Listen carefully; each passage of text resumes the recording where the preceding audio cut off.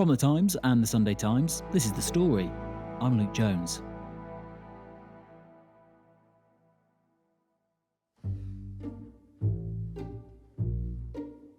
Henry was a retired corporate lawyer who I met in his large townhouse in Bloomsbury.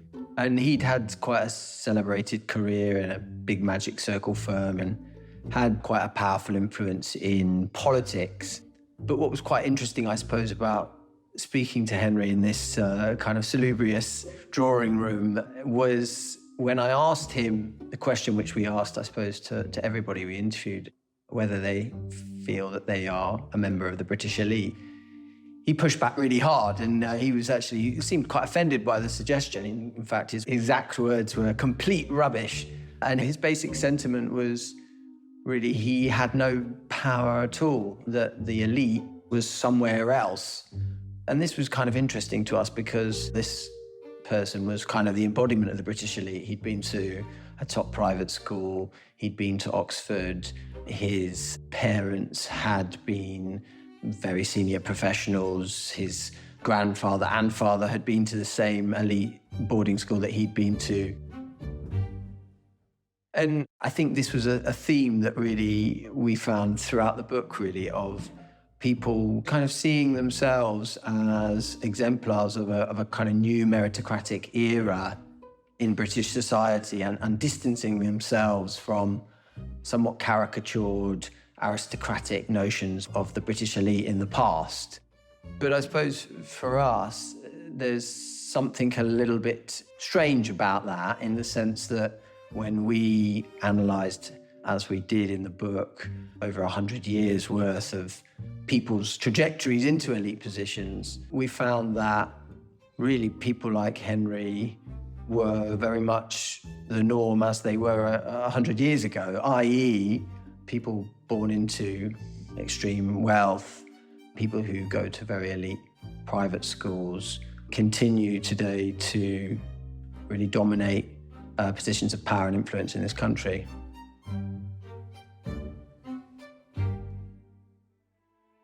But how so? And how has this cohort changed with the times?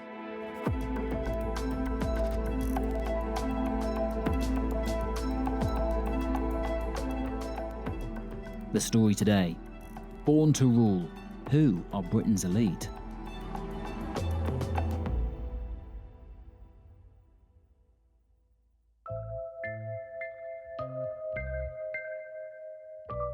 I'm Sam Friedman, sociologist at the LSE and author of a number of books on the British class system, including most recently a co-authored book with my colleague Aaron Reeves entitled Born to Rule, the Making and Remaking of the British Elite.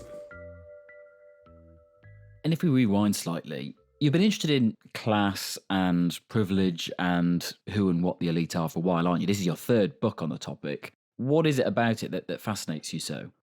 Yeah, I suppose I grew up in Bristol, in a pretty affluent area. I think a lot of my early life was fairly homogenous in class terms. You know, lived in quite a kind of residentially segregated area and went to school with people just like myself. And then at secondary school, I think became friends with a group of kids from very different backgrounds, very working class backgrounds. And as you do when you're that sort of age, you become very close and you feel like you're going to be close like that for the rest of your lives. And I think what was interesting to me as I went through my teens was seeing how slowly the element of our backgrounds and the differences started to sort of really emerge and start to separate us. They were read as troublemakers. I was read as someone who just needed a nudge back on the straight and narrow. And I think more generally, there was a sense for me that class is sort of everywhere in the way we speak, in what we like, in how we think, but often goes unspoken in everyday life. And that, as I have got older, has increasingly fascinated me and troubled me. And in the past, you've looked at how that obviously can be to your advantage if you're a member of the quote-unquote elite or a privileged. Your man Henry clearly didn't consider himself elite, and I take your point that people throughout the ages might not have considered themselves elite when they are. What did you define it as from the outset? The primary conception we use in the project is who's who, which is the leading biographical dictionary of noteworthy and influential people in the UK. And which is still going. Yes, I hadn't realised. I thought it was the kind of thing that went with the Yellow Pages. Yeah, no, it's still very much alive and kicking and has been published in its current form since 1897. And, what's interesting about it, I think, is that it's quite coherent over time in the sense that it primarily documents an elite based on position, right? So around half of the people in Who's Who are included actually automatically by virtue of their office. So MPs, peers, judges, ambassadors, FTSE 100 CEOs, poet laureates, fellows of the British Academy. And so it's really about trying to think about who are the people in different fields in British society who exert an influence over all of our lives.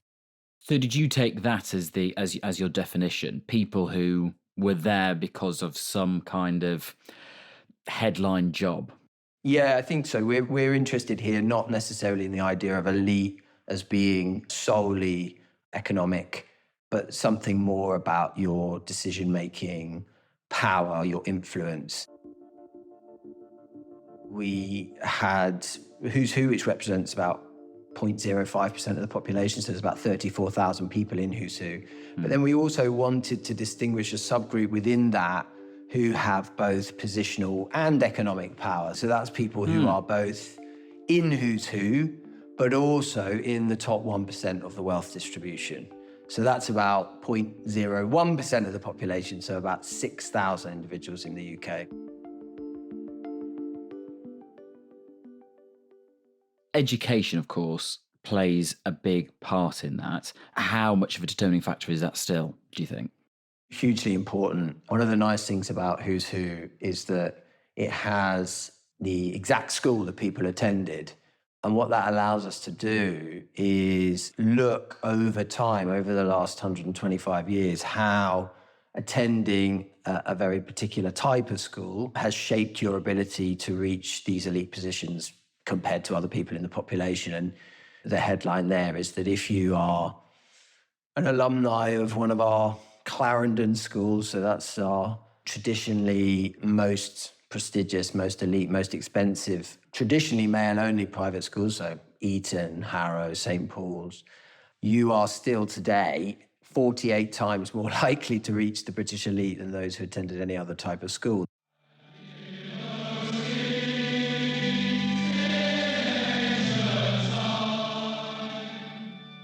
Integrity, courage, and a sense of public duty.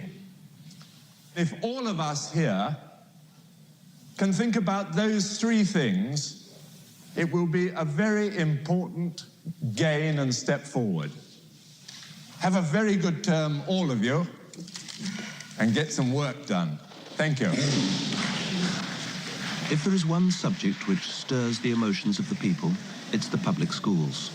They are loved, hated, honoured and reviled, and each new generation rewrites its myths and truths in a stream of articles, books and plays.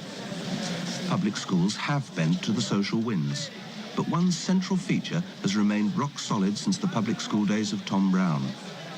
Only 5% of boys go to these schools, but this 5% dominates every major institution in the country: the church, the law, the army, the civil service, government itself. Now that slightly ludicrous figure has actually come down a bit over time, but, is still incredibly high. So is your point that the factors that make up the elite has pretty much stayed exactly the same for the 125-year period or however long that you've been looking at? But, and we'll get into this in a minute, how they have seen themselves and their effect on the rest of the culture has changed?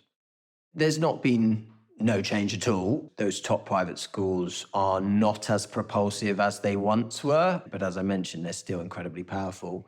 Women, for example, make up a much greater proportion of the elite than they did at the start of the 20th century. About a third of new entrants to Who's Who today are women. And we've seen some opening up in terms of elites of colour as well. But I think, yes, as you say, the major story, I think, is that despite what people like Henry feel about themselves, the overriding picture is that Britain's elite is recruited from similar institutional channels as they were over 100 years ago.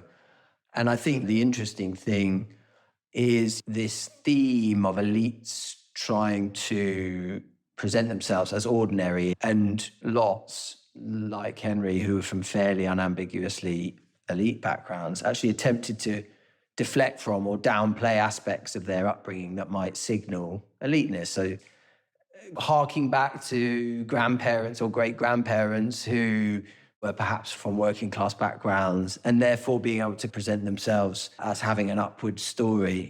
So I guess that where in the past, if your grandfather had been a duke, you might have been very keen to bring that up where you can.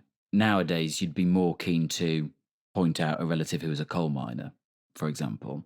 This is exactly right. And we can actually see that shift in our data. So we have interviews where people from Who's Who at the start of the 20th century, and the way they present their lives and the way they present their backgrounds is completely different. There's a kind of pride in a sort of upper class background, almost a sense of sort of luxuriating in a sense of upper class cultural distinction, much more open about the role of money and wealth in their upbringing and the use they've had of it. And I think what's interesting today is that we sent a survey out to all the entrants in Who's Who. And this theme of deflecting privilege came out really strongly. So 43% of our survey sample, this was over 3,000 people, who reported their class background as working class, actually had parents who'd done solidly middle class professional managerial jobs. So overall, what we were seeing, I think, is this sense that instinctively people in positions of influence today seem to want to tell a kind of upward story, to claim a meritocratic legitimacy for their eliteness. And the thing we try to do in the book is say, well, why is that? Why are people so keen to outline this sense of being ordinary? And actually, there's a market for ordinariness in the general public. So we actually conducted a number of experiments where we took a sort of representative sample of the UK population and we gave them these kind of notional profiles of elites. And what was really interesting was that consistently the general public think as more relatable, more competent, more palatable elites who have come from humble origins. I think that gives you some sense of why this change has taken place and why people are keen to outline that.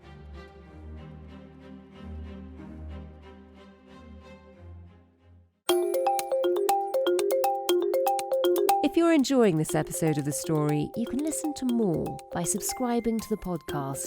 It's completely free, and we'll put a link below in the description box for different ways you can follow us.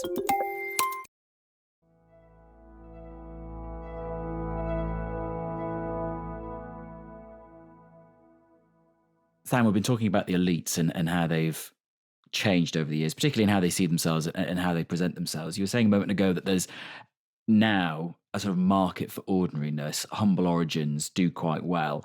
And it's fascinating to hear how that affects people's perceptions of the elite now.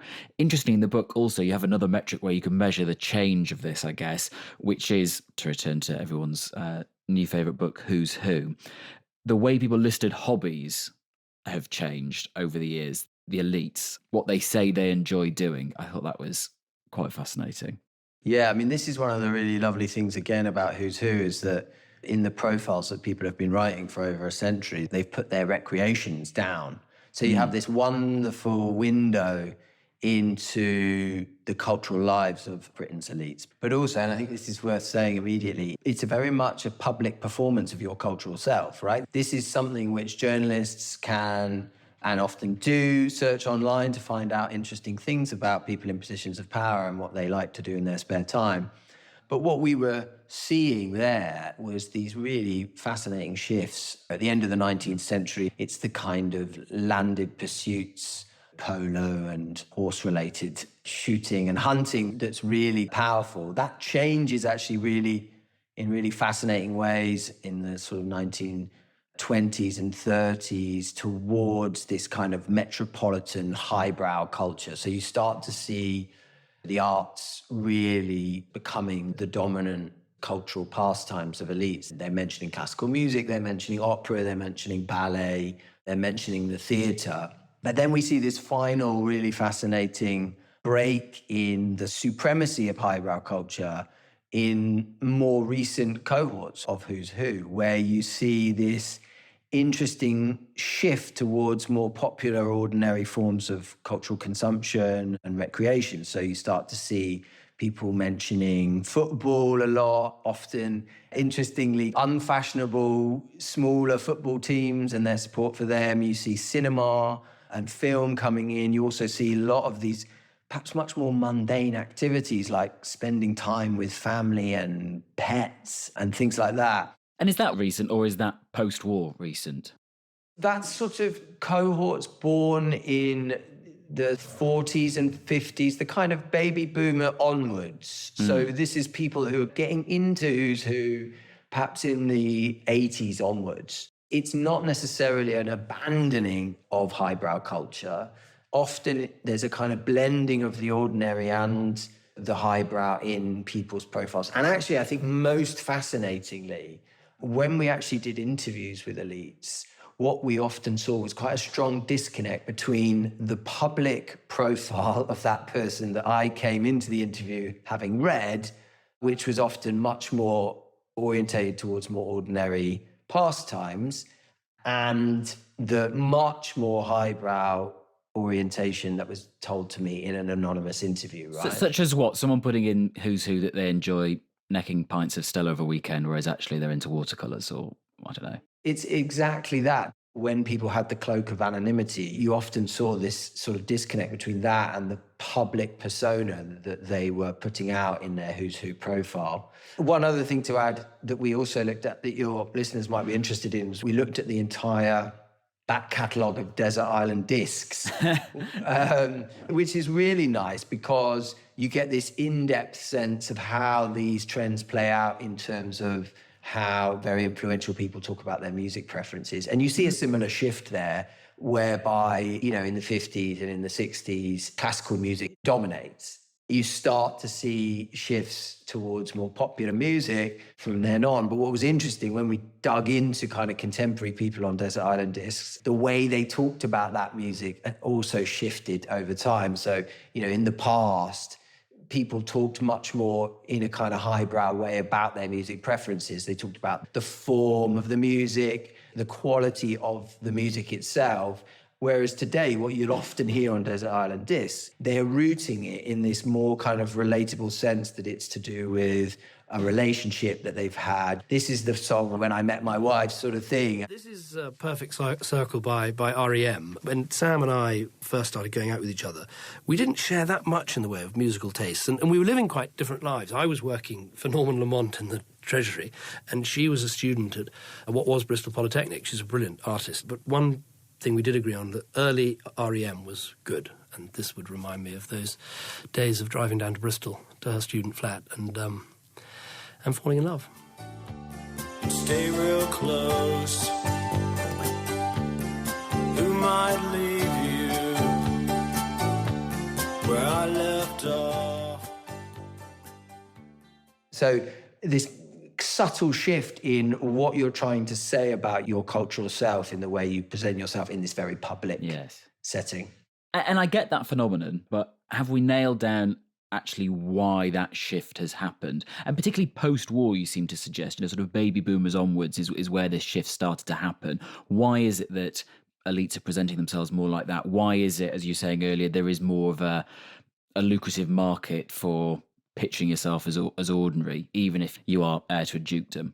The argument we make is that in the last sort of 20 or 30 years, where you see this sort of shift towards ordinariness, most clearly in both the quantitative and qualitative data, sort of coincides with rising inequality, particularly at the top end of the distribution. So people in more elite positions pulling away economically. And I suppose our argument is that as people pull away in that sense, they perhaps feel more insecure about their moral legitimacy in the eyes of the general public. And so presenting yourself as ordinary culturally or in the way that you tell your origin story is a way of kind of shoring up that legitimacy of saying, hey, I'm just like you, actually. There's just been a more generalised shift in British society away from what we would call ascription to achievement. The notion that people were born to rule is not socially acceptable. We live in an era where at least we purport to aspire towards meritocracy. And as a result, I think there is this sense that people feel the need to articulate a sense of deservingness for where they've got to in life. When we looked at those early 20th century elites, you'd be amazed the sort of egregiously unmeritocratic processes that many of them were quite happy to share about how they'd got to where they'd got in terms of parents putting in a word for them, getting into an Oxford college, or a relative helping them getting a foot in the door in a big firm.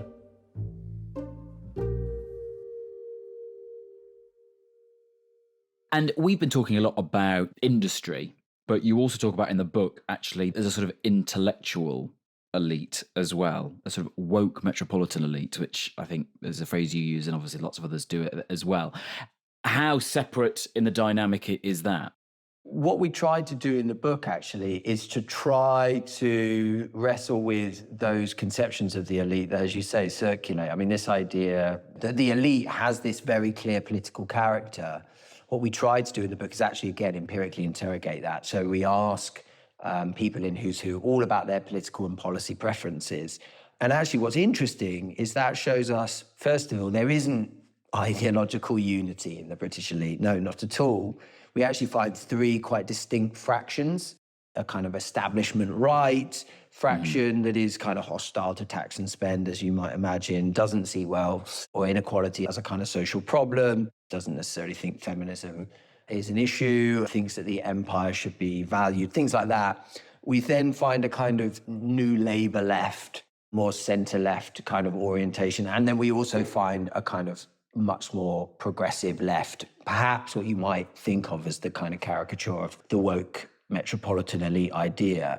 What's interesting about those three fractions is, I think, two things. One, it is true that among younger generations in Who's Who, this more progressive left elite is gaining ground. Gaining ground in what way? Those views are more prevalent among younger generations of people in elite positions in Britain today.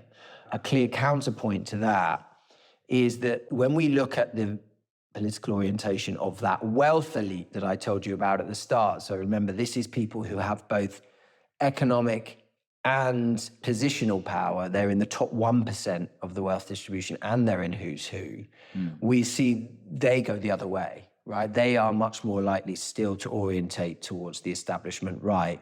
And I think that's significant when we think about what version of the elite is really wielding power in Britain, because for obvious reasons, those who have both positional and economic power have the ability to translate or convert their influence in ways that others don't. And we saw this actually in some of the interview data. There was lots of people, for example, who had very successful positional careers in various fields, but when they had also very extreme levels of wealth, had been able, for example, to retire a little bit early, start a kind of non-executive type sort of portfolio of directorships and sitting on various kinds of boards, which they could finance themselves because they had the wealth, but allowed them then to have influence in a more straightforward political or philanthropic way. Yes, and so actually, is it possible to draw a thread politically through the elites when you can have, as you suggest there, either someone who's so fabulously wealthy and comfortable that they are a raving socialist because they have that ability to think and do what they like, or likewise might lean more establishment right in their politics because they want to protect the kind of world that they came from? We talk often, I think, on both left and right, that there is one coherent elite that is almost in a conspiratorial fashion, whether it's the woke metropolitan elite if you're on the right, or whether it's the kind of establishment if you're on the left, that it's a coherent formation. And I think the point we would underline is that's not the case, right? There are different thoughts about the direction this country should take politically within the British elite that are significant in their differences. But I think the point we would probably alight on is that when you look at the people that you might say within that elite have the most power in theory, those who have economic and positional power, those people still tend to turn more to the right, and I think that's significant.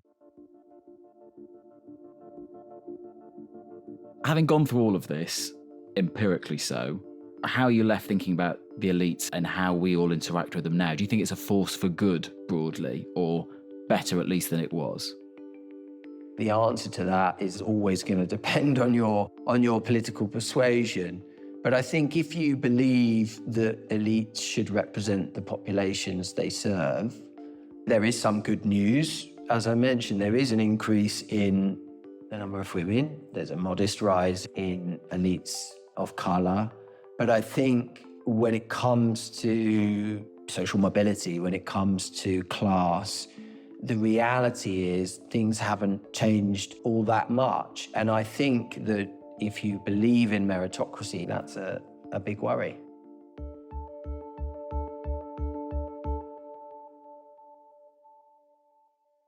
So you don't see us necessarily on some long slide to a more egalitarian society. It's just presenting differently throughout the years. No, and I think one of our major points is that one of the reasons why the self-presentational shift of elites is potentially quite pernicious, this kind of move towards ordinariness, is that it masks these continuities in how elites continue to sort of reproduce themselves intergenerationally.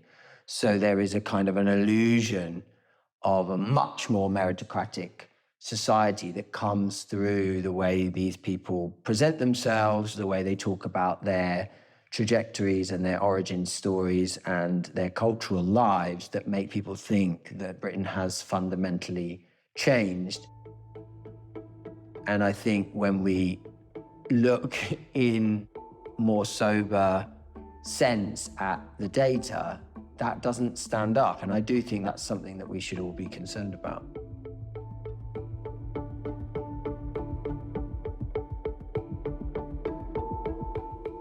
That was Sam Friedman, co-author of Born to Rule, The Making and Remaking of the British Elite. If you enjoyed listening to that, why not send a link along to someone who you also think might enjoy listening to it, and leave a review on whatever app you're listening to us on as well. That's it from us. The producer was Chris Wade, the executive producer was Fiona Leach, and sound design and theme composition was by Maula Seto. I'm Luke Jones. See you soon.